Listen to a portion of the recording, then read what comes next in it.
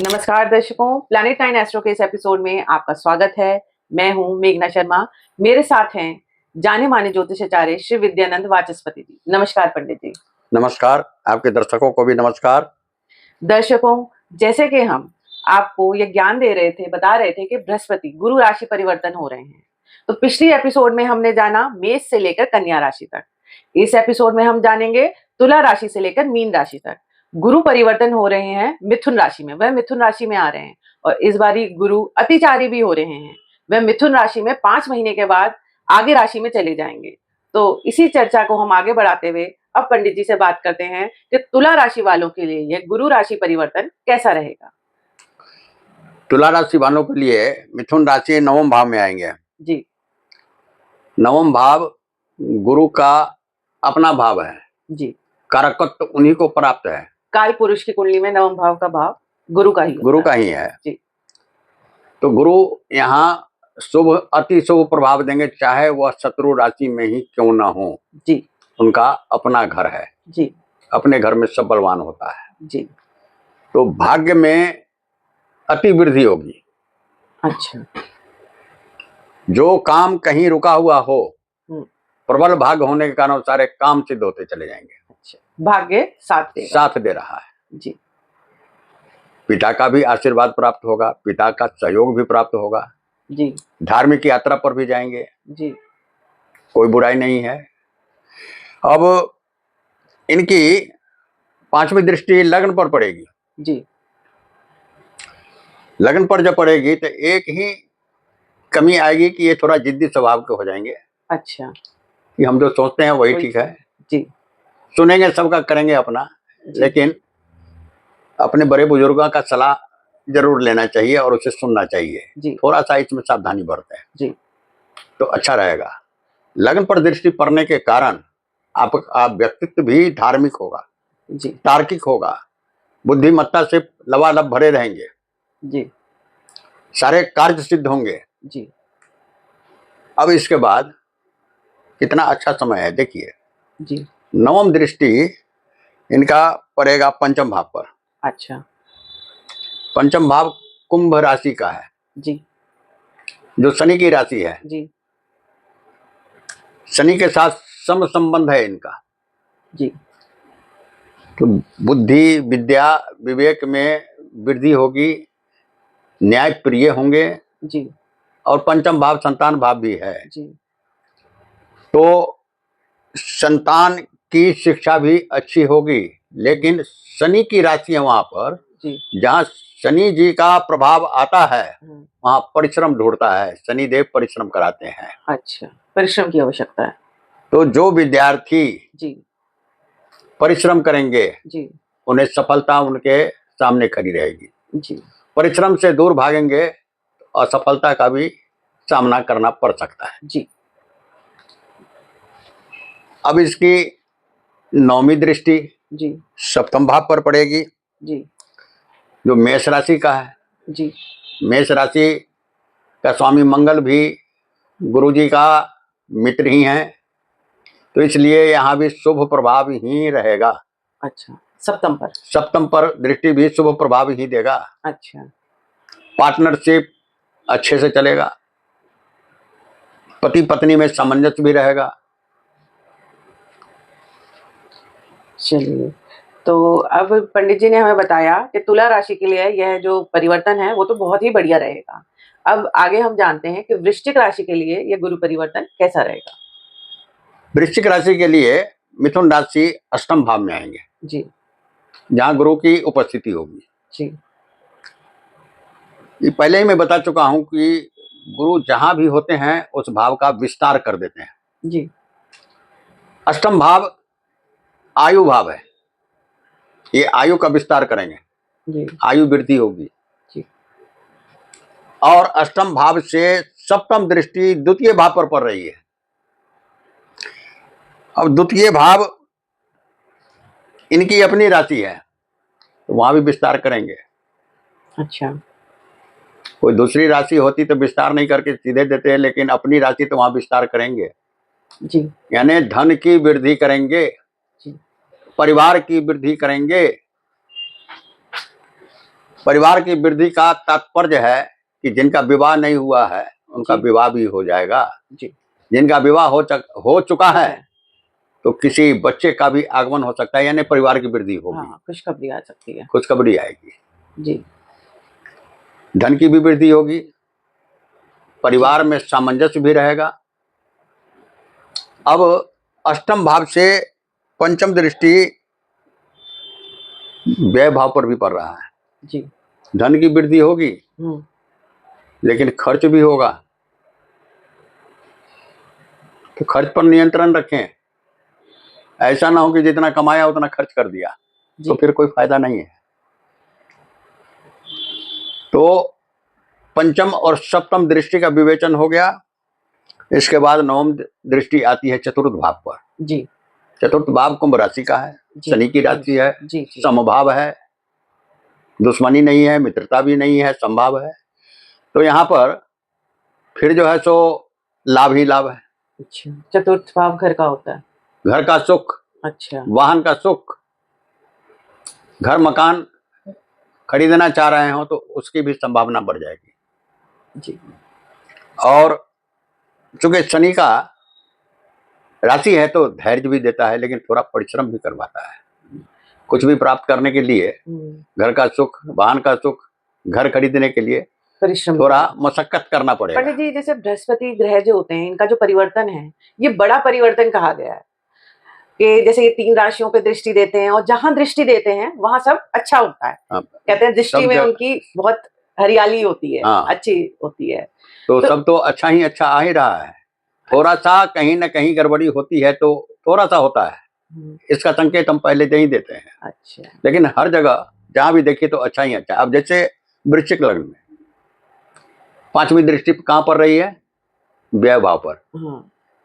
तो खर्चे का विस्तार करेंगे ना ये, तो इस पर थोड़ा नियंत्रण रखिए। अब यहाँ सब अच्छा ही अच्छा है, बाकी सब अब अष्टम भाव में है तो आयु की वृद्धि, धन की वृद्धि कर रहे हैं, लेकिन यहाँ एक और गड़बड़ी होगी, स्वास्थ्य में कमी आएगी, उसका ध्यान रखेंगे, और पति पत्नी में के संबंध में भी कमी आएगी। ये 2 और तीसरा व्यय भाव पर दृष्टि है तो खर्च। और वैसे भी पंडित जी सबकी पत्री अलग होती है, जन्म पत्री अलग होती है, तो थोड़ा सा इसका प्रभाव, थोड़ा सा उन अपनी जन्म पत्रिका का प्रभाव होता है।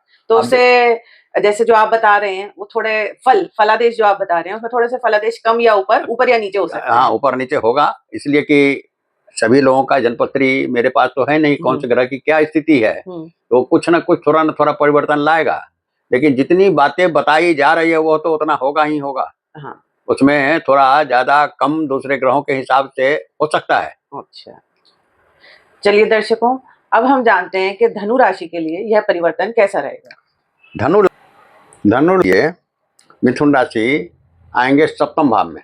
जी। गुरु की स्थिति सप्तम भाव में होगी जी।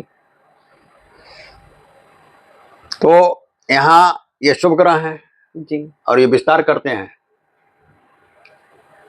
थोड़ा सा गड़बड़ी पति पत्नी के संबंध में भिन्नता हो सकती है जी, क्योंकि जिस भाव में बैठते हैं उस भाव में को स्प्रेड करते हैं, फैलाते हैं। अच्छा।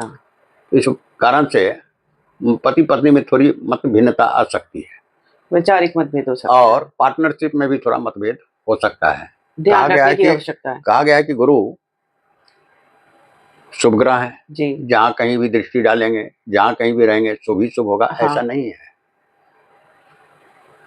ऐसा नहीं है, स्थिति के अनुसार सब होता है। अच्छा। अब यहाँ से इनकी दृष्टि पड़ेगी एकादश भाव पर। जी, आय भाव है। जो व्यक्ति बिजनेस करते हो, जी, बिजनेस से आय कर रहे हो, नौकरी की तो बात नहीं है, नौकरी करते हैं तो वो अपना कर रहे हैं, लेकिन व्यवसाय कर रहे हो उससे उनकी आमदनी होती होगी, तो जरा पार्टनरशिप में सतर्कता बरतें। जी। मित्रों से सहयोग मिलेगा भी तो हो सकता है कि मित्रों का कुछ स्वार्थ भी हो, जी, उतना खराब नहीं होगा। सामाजिक सहयोग भी होगा लेकिन उसमें भी थोड़ा सतर्कता बरतें। अच्छा। इसके बाद आपका लग्न पर दृष्टि पड़ेगा। जी, गुरु की दृष्टि सीधे लग्न पर पड़ेगी जो इनकी अपनी राशि है, तो यहाँ थोड़ा अहंकार बढ़ा देगा। अच्छा। इस पर नियंत्रण रखें। जी। इस पर नियंत्रण रखना बहुत आवश्यक है, क्योंकि यह मनुष्य का सबसे बड़ा शत्रु है कि मैं ही सही हूँ। हाँ, अच्छा। तो इस पर नियंत्रण रखने से ही सारे काम ठीक होंगे, अन्यथा बहुत सारे काम खराब भी हो सकते हैं। अच्छा। नौवीं दृष्टि तृतीय भाव पर पड़ रही है। जी। तो तृतीय भाव छोटे भाई बहनों का है, इच्छा पूर्ति का भी है, परिश्रम का भी है। तो ये कुंभ राशि है तृतीय भाव में, शनि की राशि है, तो ये तो परिश्रम कराएंगे ही कराएंगे, परिश्रम करना ही पड़ेगा। परिश्रम यदि करेंगे, जो जो इच्छाएं मन में पाल रखे हैं उन इच्छाओं की पूर्ति भी होगी, लेकिन परिश्रम करना पड़ेगा। अच्छा। बिना परिश्रम की इच्छा पूर्ति नहीं होगी। जी। छोटे भाई बहनों से भी संबंध ठीक रहेंगे, लेकिन न्यायिक बात बोलने से भी इनकी शत्रुता किसी से भी बढ़ सकती है। अच्छा। शनि का भाव है, इसलिए न्यायप्रिय हो जाएंगे ये। अच्छा। अब न्यायिक बात तो बोलने पर किसी को भी चोट लग ही जाता है, इसलिए जरा सतर्क रहें। अच्छा, अभी पंडित जी ने हमें बताया धनु राशि के बारे में। अब हम जानेंगे मकर राशि के बारे में कि ये बृहस्पति का जो परिवर्तन है उनके लिए कैसा रहेगा। बताएं पंडित जी। मकर राशि वालों के लिए मिथुन राशि छठे भाव में आएगा। जी। छठे भाव में गुरु की स्थिति होगी। राहु सूर्य मंगल इत्यादि की तरह गुरु भी शत्रु संहारक होते हैं। जी।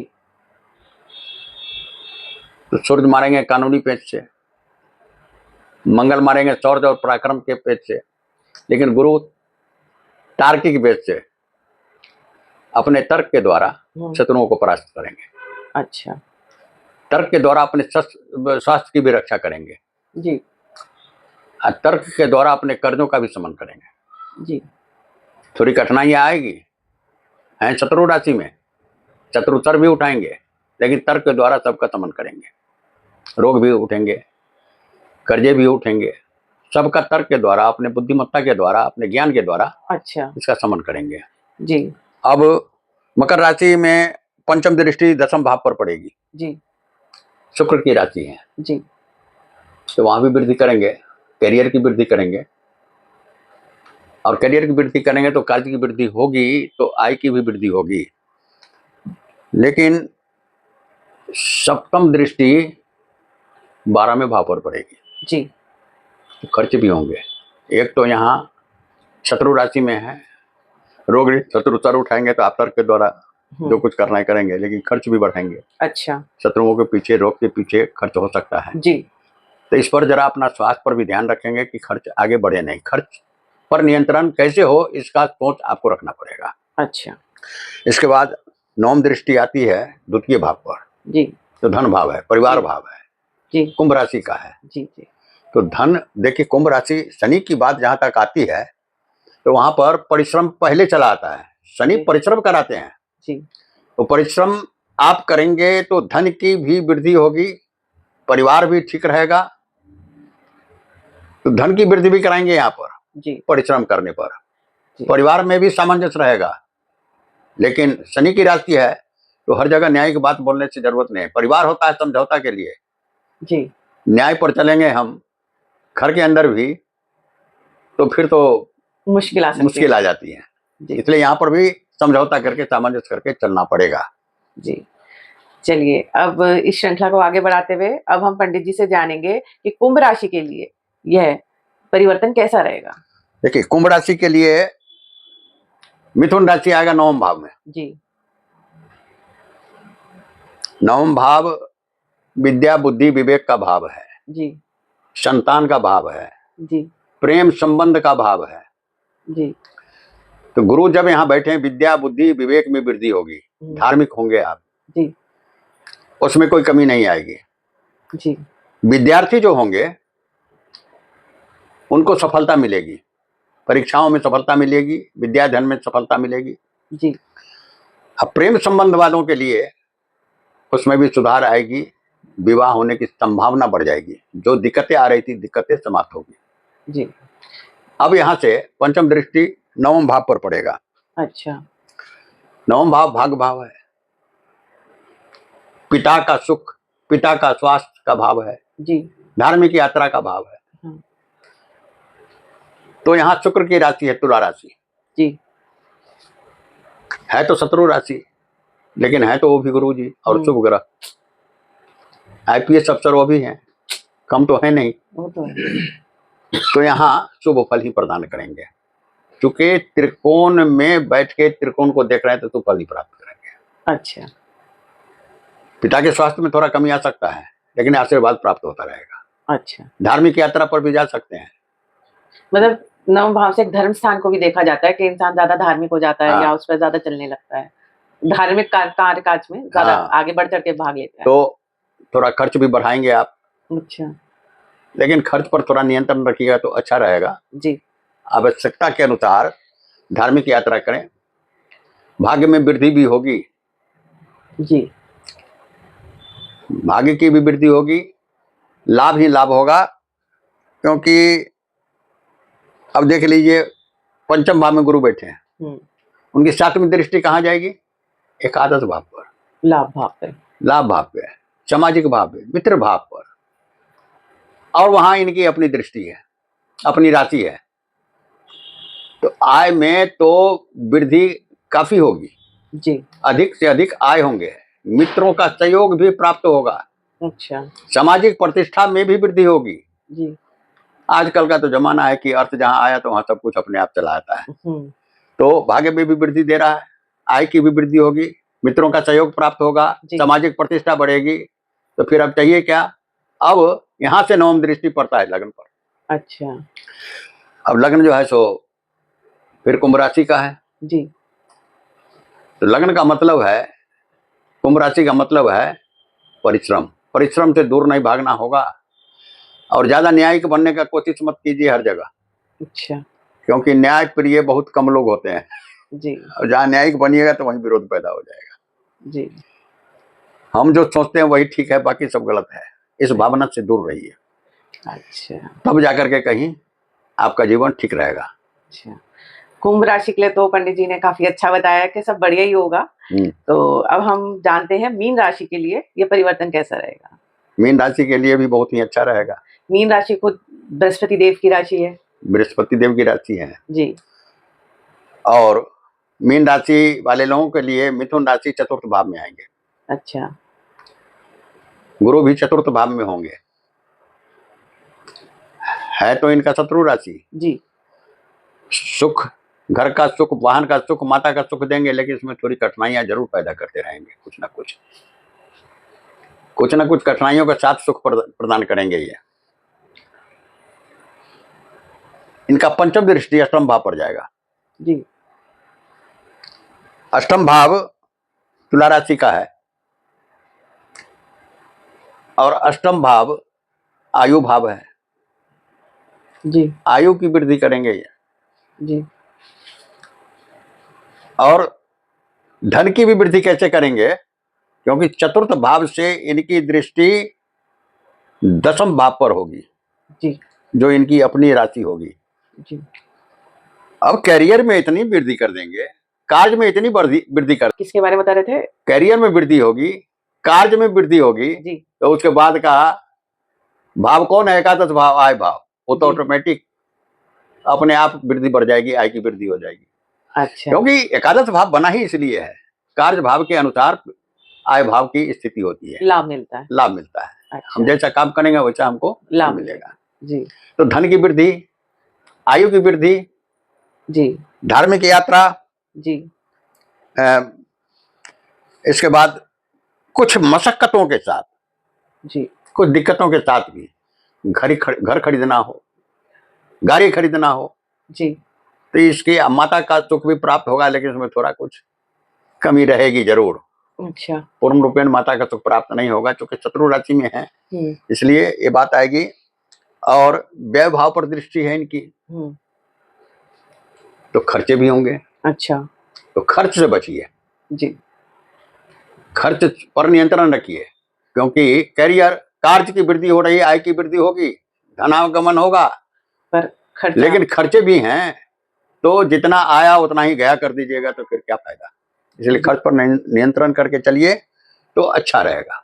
जी जी जी। मीन राशि वालों के लिए करियर और कार्य में सफलता रहेगी जी, अच्छी वृद्धि होगी। चलिए, तो पंडित जी ने मीन राशि वालों के लिए अच्छा ही फल बताया है। अब पंडित जी से हम जानेंगे कि तुला से लेकर मीन राशि तक का जो आपने राशिफल बताया है गुरु का, उसके लिए कोई आप सरल सा उपाय हमारे दर्शकों को बताएं। देखिए, गुरु के बहुत हल्के उपाय हैं जी। भगवान विष्णु की आराधना करें, ओम श्री विष्णवे नमः मंत्र का जाप करें, एक माला कम से कम रोज जाप कर लें। ओम गुं गुरुवे नमः मंत्र का जाप कर लें। अपने बड़ों का आदर करें, गुरुजनों का सम्मान करें। ये तो करना ही पड़ेगा जी। गुरुजनों का सम्मान नहीं कीजिएगा, अपने बड़ों का आदर नहीं कीजिएगा, और कितना भी मंत्र जाप कर लीजिए, रत्न पहन लीजिए, कोई फायदा नहीं होगा। अच्छा। कोई लाभ नहीं मिलेगा। आदर तो करना ही होगा, सम्मान तो करना ही होगा। या नहीं गुरु गायत्री मंत्र का जाप कर लें, अगर कर सकते हैं तो गुरु गायत्री मंत्र का जाप कर लें। जी। ओम गुरुदेवाय विद्महे जी पर ब्रह्माय धीमहि जी तन्नो गुरु प्रचोदयात्। जी। ये मंत्र है, जो सुलभ हो सके आपसे उस मंत्र का जाप करें। अरे आपको गुरु अच्छा भी कर रहे हो तो भी इस मंत्र का जाप करने से और अति अच्छा होगा, करते रहें। दर्शकों, जैसे कि पंडित जी ने बताए, 2 मंत्र बताए हैं, सरल से मंत्र हैं। अगर आप गुरु का ज्यादा अच्छा प्रभाव चाहते हैं तो उन मंत्रों का जरूर उच्चारण करें। जैसे कि आज हमने जाना पंडित जी से तुला से लेकर मीन राशि तक का गुरु परिवर्तन का राशिफल, क्योंकि गुरु अब इस समय अतिचारी भी हो रहे हैं तो वो जल्दी जल्दी प्रभाव देंगे। 5 महीने वो मिथुन राशि में आ रहे हैं, तो उनके प्रभाव के बारे में हमने आपको बताया। इस रोचक जानकारी के साथ मैं अपने वीडियो को समाप्त करती हूँ। अगर आपको ये वीडियो पसंद आया हो तो उसे लाइक करें और हमारे चैनल को सब्सक्राइब जरूर करें। यदि आप पंडित जी द्वारा जन्म कुंडली का विश्लेषण करवाना चाहते हैं तो नीचे दिए गए नंबर पर संपर्क करें। धन्यवाद। नमस्कार।